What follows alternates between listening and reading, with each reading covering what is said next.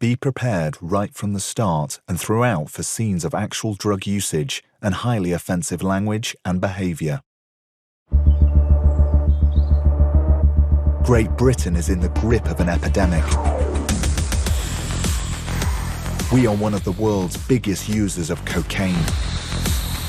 Crikey, it's quite strong. With young British adults consuming more than double the European average. I'm about to party. It's like one of your 5 a day.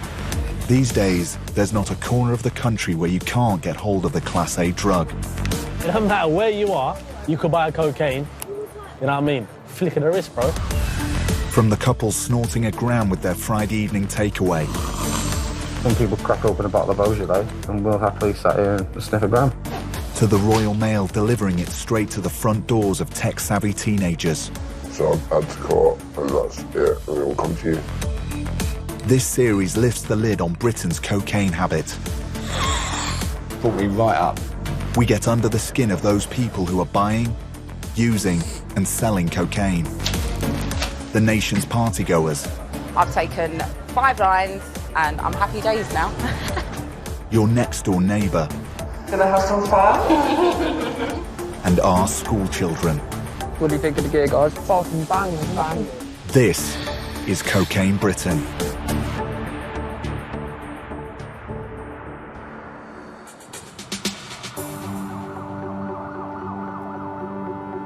Hello. I just wanted to tell you how much I enjoy cocaine. I am buzzing. Fucking off my napper, mate. Off my fucking napper. Cocaine's a mad drug. Everyone is using it. From kids, adults, of all walks of life. It's ruined my life, I must say.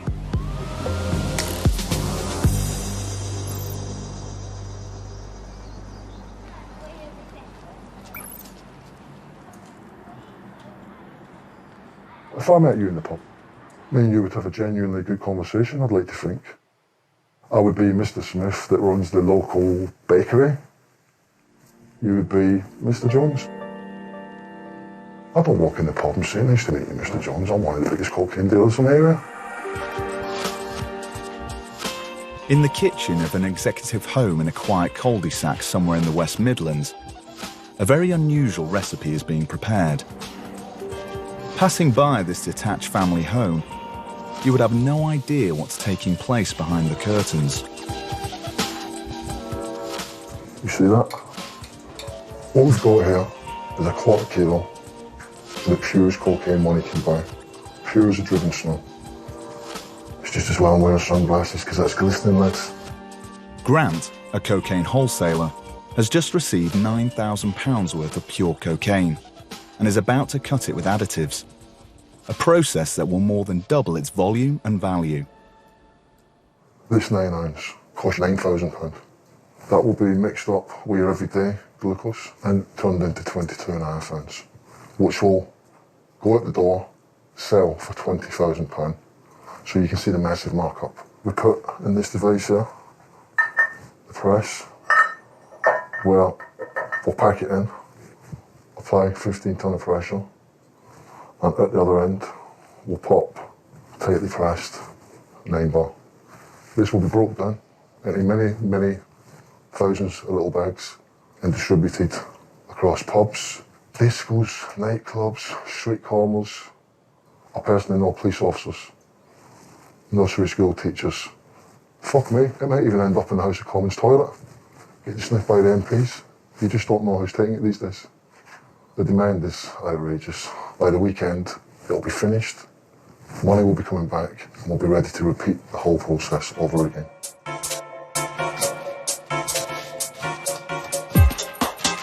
How do you know that you can go for a quarter of your cocaine? It's not something that people advertise, you know. It's word of mouth, it's based on a lot of trust. Just a journey to get it to the nostrils, you know, the safe houses, the compartments in cars, the driving up motorways, the amount of wages involved. It's a never-ending process, you know, constantly living on edge. It's a dangerous game. People get killed over it. A family kitchen is not a place you'd expect to find a cocaine operation. But Grant's setup reflects a side of the UK drugs trade that's hidden in plain sight. It's the world behind the street dealers, where seemingly normal people make up the vast network who drive the cocaine economy up and down the country.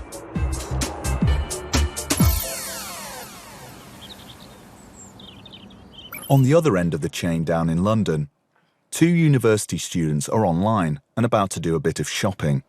14 grams of Mandy. For only 15 quid, can't be that good. They're shopping for cocaine and other drugs on the dark web, a hidden part of the internet accessible only through a special browser. Here they can browse anonymously and securely, and buy exactly what they're looking for. So we go onto the website, and it's just like ordering off any old online site, and then you can just search for it if you want. So, cocaine. And these are all the vendors. There's 56 pages, like, just for coke. You know, street dealers can be quite ropey and unreliable, whereas with this, it just seems like a lot more professional. And the drugs are going to be quite a lot better, and you kind of get what you actually pay for. So if you get like a gram of coke for like the street, you'll pay like 80 quid. If you buy off the dark web, you'll pay 60 or 55 quid, and you'll get a full gram. And it's a lot stronger, it'll last you a lot longer as well. So I'll add to cart, and literally just order it, and that's it, and it will come to you. The biggest risk is obviously just getting it sent on the post. But the vast majority of times that you order, as in like 99%, you won't get intercepted. So obviously anyone can send you anything in the post, you know, you've not really got any involvement. Methods like this have helped to normalise the process of buying cocaine, to the point that it's just like buying anything else from the internet. It has also changed the perception of cocaine amongst young people. I think before uni, I would have definitely thought it was a rich man's drug. But then coming to uni, I just kind of realised that everyone does it. My parents know for certain that I smoke weed, and anytime it comes up, I just get a kind of verbal clip around the ear. But I think that if my mum knew that I did coke, she might feel a little bit differently. My student loan wouldn't even cover my uni accommodation alone. So some of the money that my parents give me goes towards paying for drugs.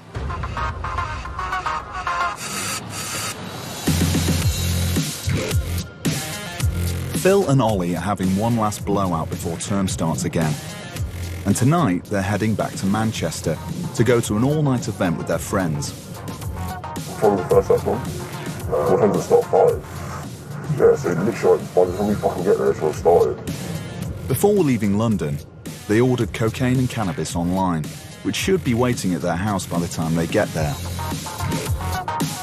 The cocaine dealers got really good. They've become very businesslike. They've become very efficient and fast. You have somebody who's dealing with customer complaints. Then you'll have another guy who is packing, another guy who's taking orders, another guy who's going to the post office with it. So you've got a whole team of people involved, and they are delivering cocaine to a town somewhere near you right now.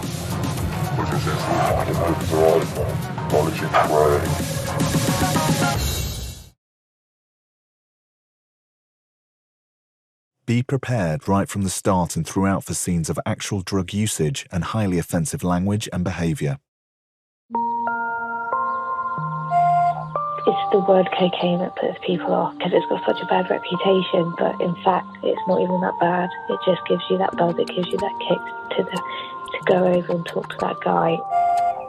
I want to say cocaine spreads love, and this world needs peace, and that derives from love. So together we can find peace and harmony with cocaine. I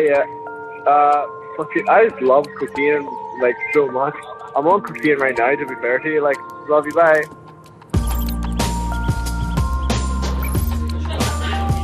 In London's East End, it's the end of the week, and 32-year-old marketing manager Jean-Marc is starting the weekend in the fashion he's accustomed to, with wine, friends, and cocaine. This one gives you a kick the moment it actually goes up your nose. It's really nice. There's a bit of a flash in your head. Jean-Marc is a regular user, for whom spending an average monthly mortgage repayment on cocaine is not unusual. How much money have you spent Over the past 5 years, how much money have you spent on cocaine? It's indecent. I wouldn't give a number. No, give me an estimate. 5 years, I would say 70,000 What? pounds in 5 years. In 5 years. 70 grand. Since arriving in London, Jean-Marc has spent £14,000 a year on cocaine. It's become a firm fixture of his daily routine. I do cocaine on average every weekend to 4 nights a week. The amount I spend on it, roughly £1,200 a month. I work in a tech company on the marketing department, but on the side I also do party promotion, and that involves cocaine usage on a quite frequent basis. I make £100,000 a year, but a lot of my friends can't afford it, so it makes no sense to be here and have your drugs and take it and not offer it to your friends. So I generally buy a bit extra to offer to my friends. Okay, guys, the dealer is on his way. Who wants any drugs? Yeah, can you get me one, please? Yeah, you want one? I'm gonna text the guy. Hold on. For Jean-Marc and his friends, buying cocaine is as easy and as quick as ordering a pizza. He knows my address, he lives nearby, so generally I just say, hey mate, can you come by mine? And he just answered 15 minutes. Honestly, it's so easily accessible here in London that I've got 3 dealers, every one of them is here in 15 minutes. All right, let's go.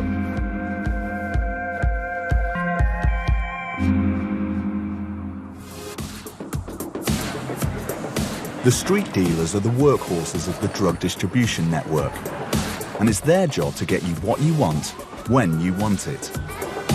I'm about to party.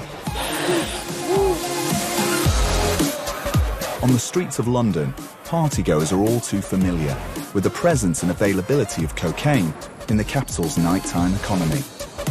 It doesn't matter where you are, you could buy cocaine. You know what I mean? Flick of the wrist, bro. It's very normal. It's like one of your 5 a day. Anyone can get it if they need to. Yeah, it's so easy. I have at least like, what, 5 to 7 numbers on my phone that I can get it off. Cocaine on the streets. I'm just out here shotting, get me? In London's East End, dealers like Andre are there to service a high demand for his product, and he knows his market well. A lot of people around here sniff the coke. They like to party and do the cocaine, you get me? A lot of business people, people in suits. Some of them are young, some of them are old. Some of them just want to have a good night. I'll just sell it for about £100 a G. Andre knows he doesn't even need to try to sell cocaine. By simply being on the streets at the right time, the product sells itself. You can make like 200 a day without even them bringing you, just on the roadside, get me? And that's it. Boom. And when Andre runs out of stock on the streets, he can always re-up without having to leave the area. The spots, you just knock on the door, go down the stairs, put your hand through the box, you put the money first, you ask what you want, boom, get it. I'll show you the spot. The entrance to this spot is a stone's throw away from some of the busiest bars and restaurants in the area. Most of the partiers and diners are blissfully unaware of what's taking place here as they go about their evening.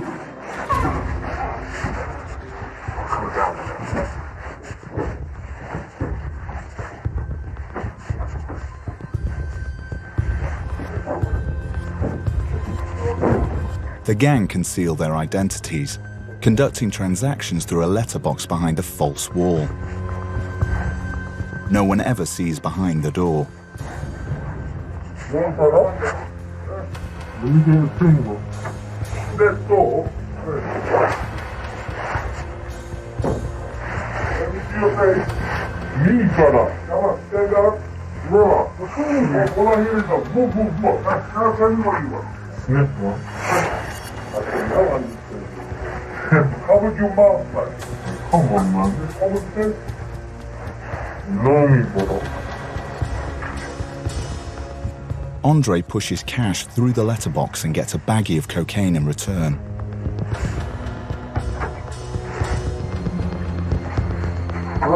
In a matter of seconds, the deal is done.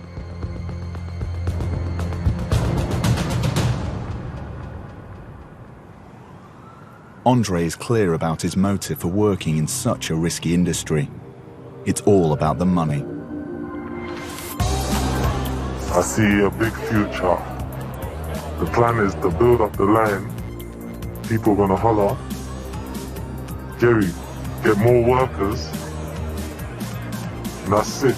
Boom. Flood the streets. That's the plan. We're gonna flood the block.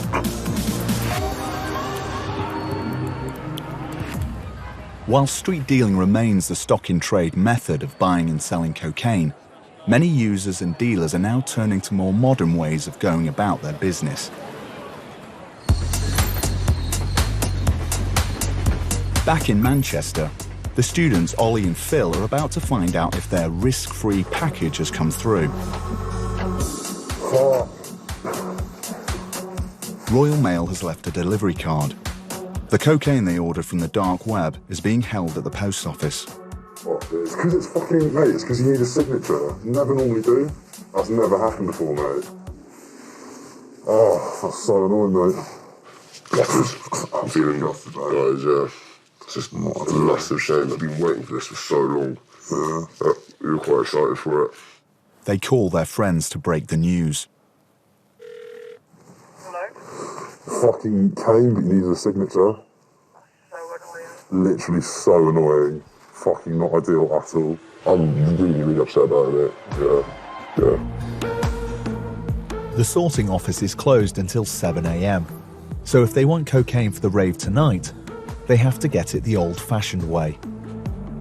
We have to call the dealer, just someone local. But obviously it's a bit annoying because generally speaking the quality of stuff you'll be getting off of a dealer who you call won't be as good as the stuff that you order online. Yeah, street dealers we just cut it with stuff because it's gone through more hands. When the new digital method fails, the old-school street dealers are there to pick up the business. Yeah, man, I got your number off. I was wondering, are you dropping coke at the moment? I won't buy it, You're not mobile at the moment? Oh, I'll have to get back to your number then. I'm gonna have to try a different number and see what the story is with them. Hey man, you're right. Are you dropping at the moment? Yeah. Sound. How much would it be for 1.5 G's of coke? 50 quid each? Yeah, so 2 for 100, yeah? Yeah. Alright, sound, yeah. Do you know how long it takes you to get to? Alright man, alright, see you in a bit. Cheers man, boy. Yeah, Sam. 2 grams for 100 quid. He's on his way now. Just text him. How long is it going to be? It's in about 15-20 minutes. Spent £479 in the package. So that was 7 grams of coke, 14 grams of hash and 28 grams of weed. It's just a bit of a waste of money really. If you've got the gear and you have to go get more. To just not pull this together. Well, I'm not getting it, you know that.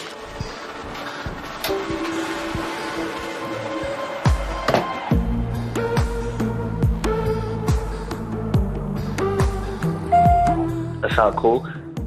People wanting it every single day, you know. And there's a lot of money involved in it too. There's a demand, there's a supply. 24/7, 365, people are buying it. Fuck. My phone don't stop ringing. I have to employ more people to run my phone lines, just so the distribution can keep going.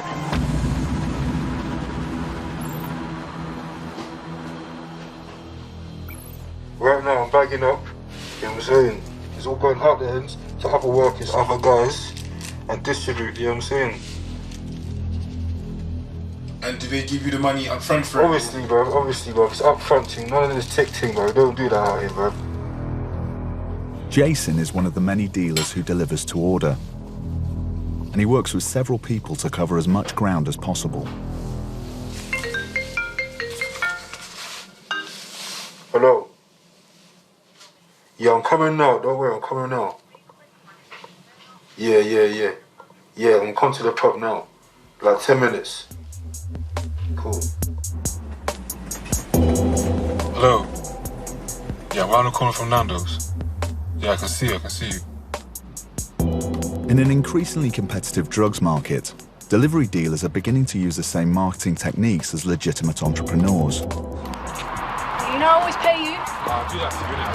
I love you. In order to build up their line of clients, business cards like this are handed out on the streets, cultivating the professional image that today's cocaine users expect from their dealers. Once a user has called or texted that number, the dealer will continue to contact them, informing them of their latest offers and deals. You alright? How you doing? You alright, Yeah, you. There you go. One, please. Thank you. Cheers. Take care of yourself and that. See you later. You get these street dealers, some of them see it as a quick stepping stone. They realise, I've just made £2,000 this weekend. If I do that for a couple of months and I bank the money, I can buy myself a real business. I'd say they're crazy. They're relying on that bit of profit. They can't sell you an ounce or a half ounce. They need, the price they've paid, they need to break that up and sell every single little bit in grams. For Grant, dealing in such small amounts is just not worth it. But he'll happily provide the street dealers with the product they need. The industrial vice helps create a compact product that looks like it's fresh off the boat. What we're doing here is, this is applying 15 tonne of raw pressure onto the finished product to try and get it in a nice solid form. Nobody likes powder. Psychologically, they think it's been messed with. They think somebody along the way in transit might have robbed them.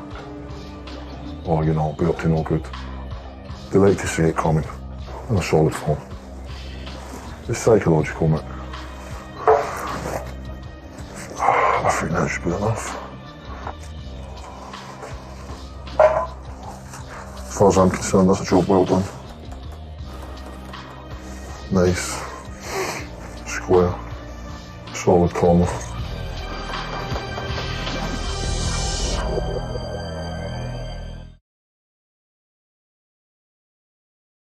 Be prepared right from the start and throughout for scenes of actual drug usage and highly offensive language and behaviour.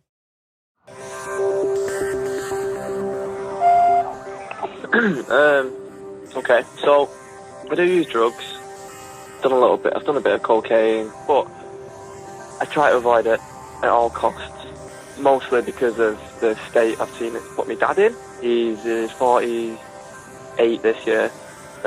Still does it. Done it since he was a teenager.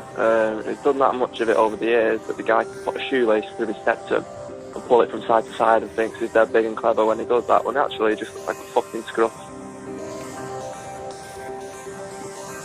For some users who picked up the habit in the 70s and 80s, keeping their glory days alive means refusing to put down the powder. Tommy Mack, 70s disco dance champion and 80s club promoter, is having a night out in London with a group of similarly minded middle-aged friends to help celebrate his 62nd birthday. Ready to party!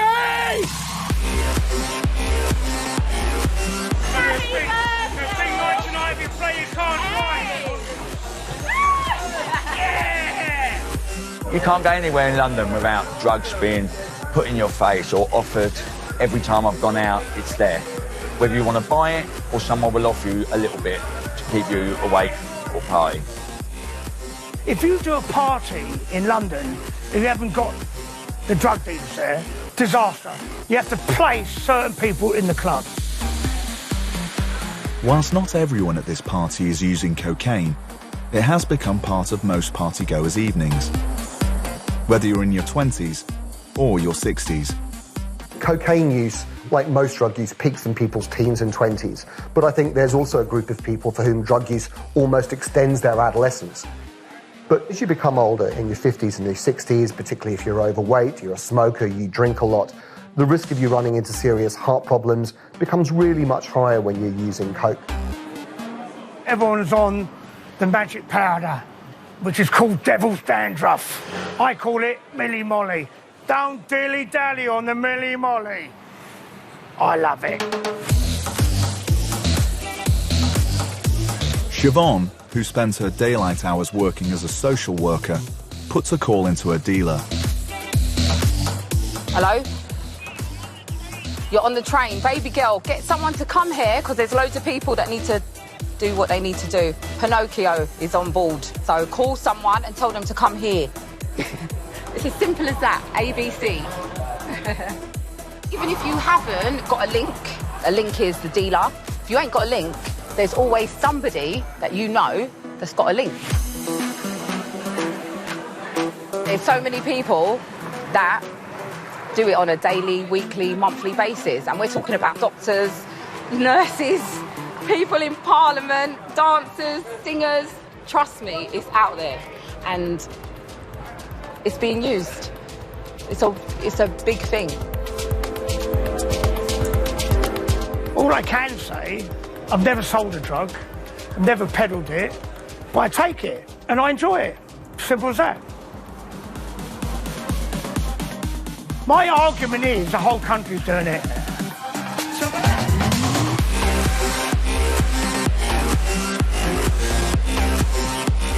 I've taken 3, 4, 5 lines and I'm happy days now.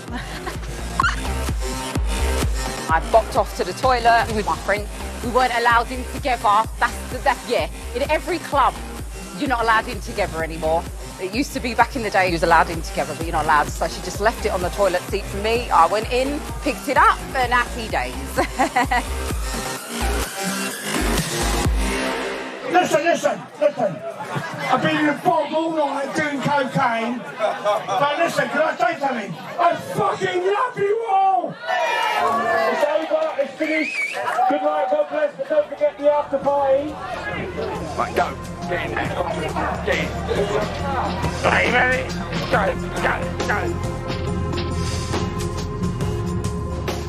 I've never had a problem with taking drugs, but there is the problem with the heart. But I always pull through. One day I won't pull through. I've had 4 or 5 friends die in the night. I don't want to go that way.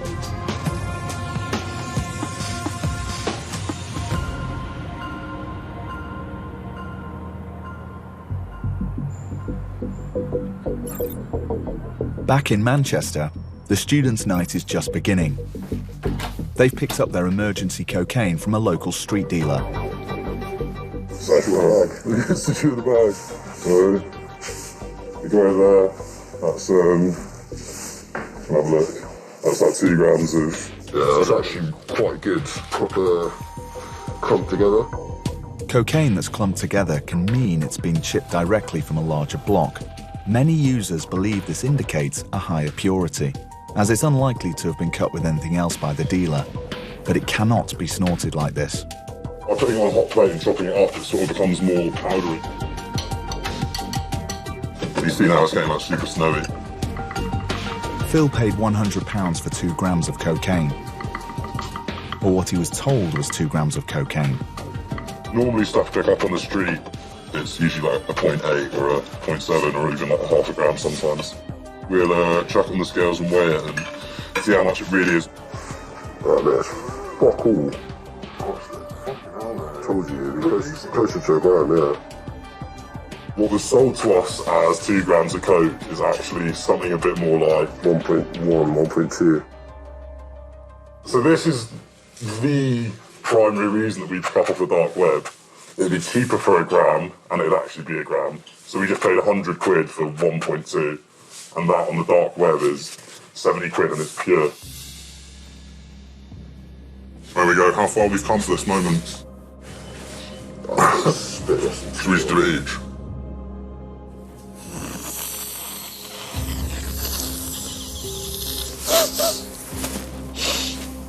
Crikey. This is quite strong.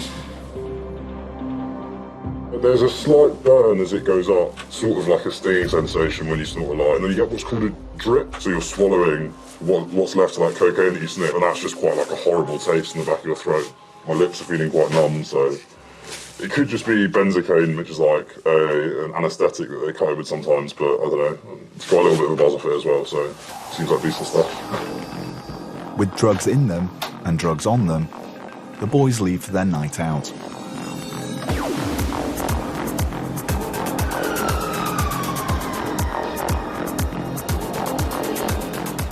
I've never been caught with drugs on me on a night out before.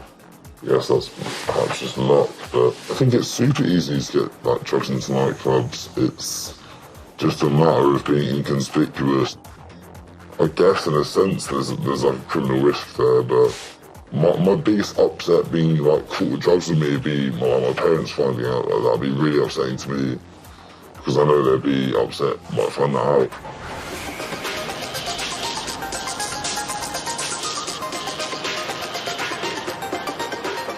While university student Phil's biggest fear is his parents finding out about his drug taking, the street dealers have to contend with a much greater authority, the law. Jason, one of many dealers who's been out on the streets supplying tonight's partygoers with their cocaine, has come to the end of his shift. Been a tough day, you know, still. Made 5 bills today, so that's £500. It's all profit. Good day, probably more than that, but a very good day. Like a bag, you can make a bag, that's like £1,000. It's easy money, you know what I'm saying? It's easy money. Customers keep coming back, so I don't see why I shouldn't stop doing it. It's money at the end of the day. If a low-level street dealer can make up to £1,000 in just one evening, you can see how it could be difficult to leave the game. What's the point of leaving? You just got to keep flipping, keep making flips in it. What's the point of leaving? There's no point in doing that. You just keep doing what you're doing, innit? But I know you have the police to worry about. Oh, fuck the police, man. We don't worry about the police, man. If a street dealer is caught in possession of cocaine, they could get up to 7 years in prison. For those involved in the supply and production of the drug, like West Midlands-based Grant, they, if caught, could face a life behind bars. Acutely aware that my life could be snatched away at any minute for multiple reasons, you know. Everybody's worried about the police. They don't fuck about here. They catch you with this or any product, you are fucked, you know. It takes an extremely stupid fucking person to think the police are stupid. They're the biggest gang in the world.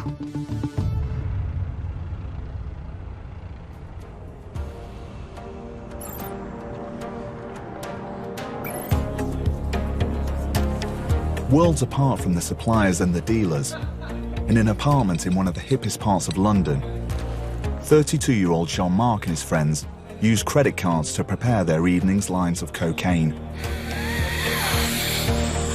A lot of people like cocaine because it gives them that sense of control and that sense of power. That's why a lot of executives use cocaine on a daily basis, and you won't even know about it. So many people within my company and my industry do it, but they don't really talk about it very openly. People won't admit to it. It's happened before that I've taken coke at work. Generally, it's when I've messed up a bit too much the night before, and I go to work without any sleep, and in order to last the day, I need to do a recurring line in the bathroom every few hours. For some people, that line between recreational cocaine use and daily cocaine use is blurred. For Jean-Marc and friends, a line of cocaine and a glass of red wine is a weekly Friday evening ritual. I've got, on average, at any given point, I've got 3 dealers ready to deliver anything within 15 minutes. How central it is to my life? I have mixed feelings about it. Sometimes I feel it's a bit too central and that I have trouble. One of the things I do is that I try to keep a multi-dimensional life, is what I call, is what my shrink calls it, make the coke and the party lifestyle only one part of my life as opposed to it being the overarching bit.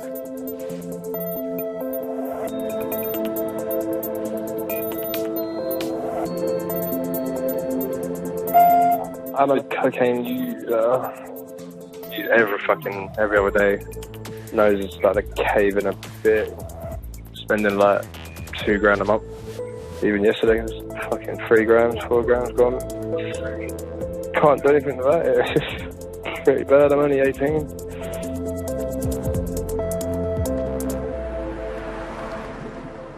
Over in West London, the middle-aged partygoers are 6 hours into their session. They're now at their after-party. We're here now, and we are with the players. The big players. Party people. They know what they want. Birds, cocaine, and shit.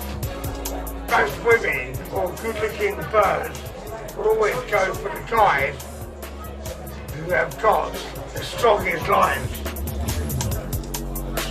These plastic notes are amazing. They're like straw.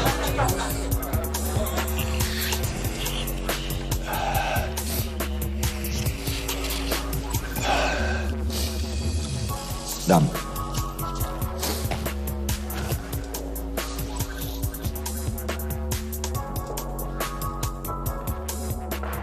Brought me right up on a different buzz. Sorry. Cocaine makes people feel better about themselves. Cocaine, of all drugs, is the great pretender. I think lots of drugs distort the way that we perceive ourselves, but I don't think any drug does that quite as well as coke. The reflection you see in the mirror is of someone who is charming and funny and engaging and interesting and the life and soul of the party, but I guarantee to you the other people looking at you are not thinking that. It makes you feel like wanted and a little bit bigger than what you are. That's what it is. I don't know, it's like a confidence boost, although I'm confident anyway. But I've been doing it so long, maybe I'm sort of hooked on it in a way. You know, I rely on it now because I've been doing it for over 30 years. Maybe it is a problem, but I've calmed down,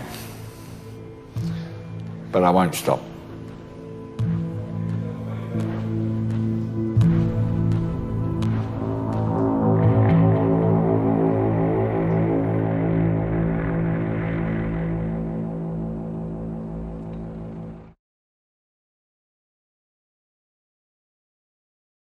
Be prepared right from the start and throughout for scenes of actual drug usage and highly offensive language and behaviour.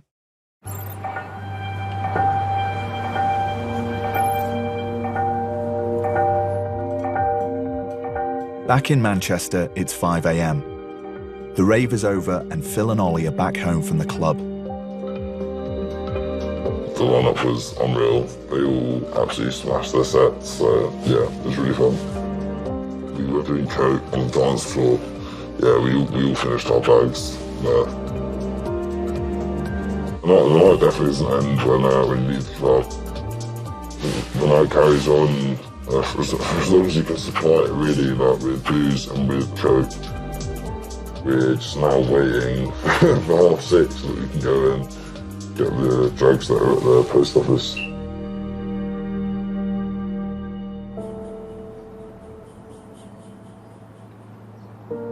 The cocaine Phil and Ollie bought from the street dealer has already been consumed, but the 8 grams they ordered on the dark web is waiting for them at the Royal Mail sorting office.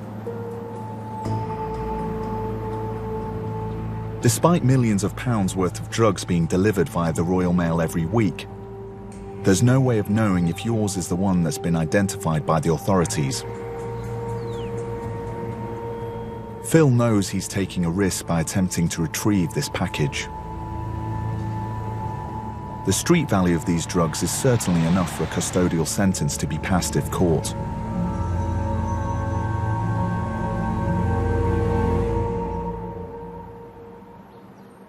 This time, Phil is in luck, and he picks up his drugs delivery with no questions asked. The way that dealers actually make it safe for people to receive it through their letterbox is that they will use various sort of decoys, or they'll use various packaging methods and alcohol rub so that it doesn't smell of anything.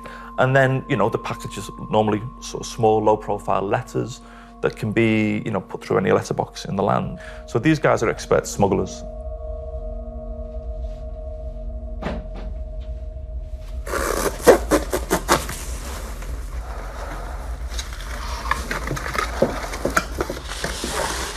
So this is like the regular level of stealth. It's been vacuum sealed and everything that we ordered should be inside there. So there's the coke. 7 grams. When we put it down the scales, 8.3. They'll give you extra. When we picked up off that street dealer, he said 2 grams, and realistically it was 1.2. So that's like the primary reason that we get it from the dark web, is because you actually get like what you promised and more. On top of the 8 grams of cocaine, Phil and Ollie ordered 2 different forms of marijuana as well. There's the hash, and is the weed. That order altogether was around £450. Eventually, it got to us.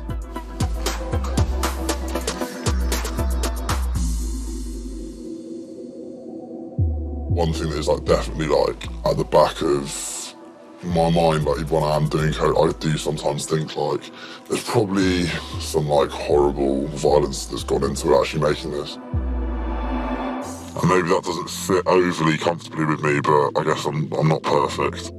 I'm happy in myself with taking it. I wouldn't be able to put a specific age or date or time when I'm gonna stop doing it, like certain, I don't know, maybe when I have kids. Maybe.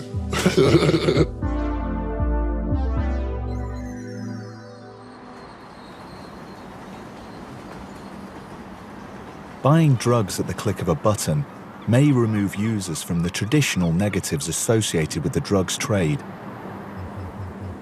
However, their contribution still fuels an illegal business from which it's only the dealers who profit.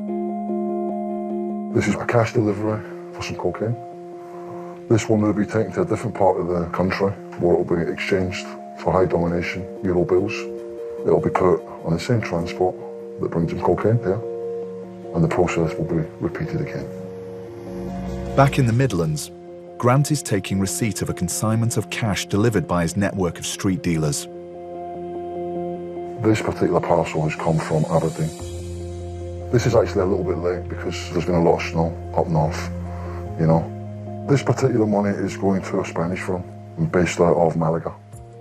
These people supply the product, they expect the money. These are the ones, these are high up the tree. They sit in the big fucking £5 million villas in Marbella and don't understand that there's, you know, there's 4 foot of snow here. We don't give a fuck, you can't, that's what you get on the phone. You know, there's no talking to some of these people.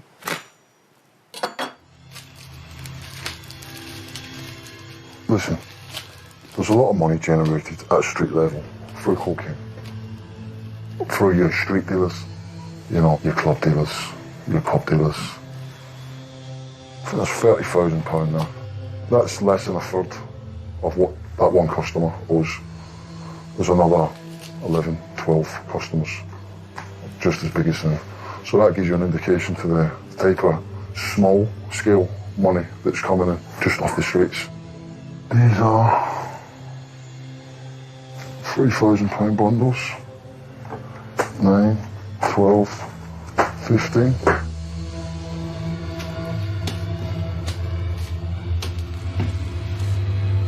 I think I'm starting to get arthritis in my fingers through the curtain. I fucking hate the job, man.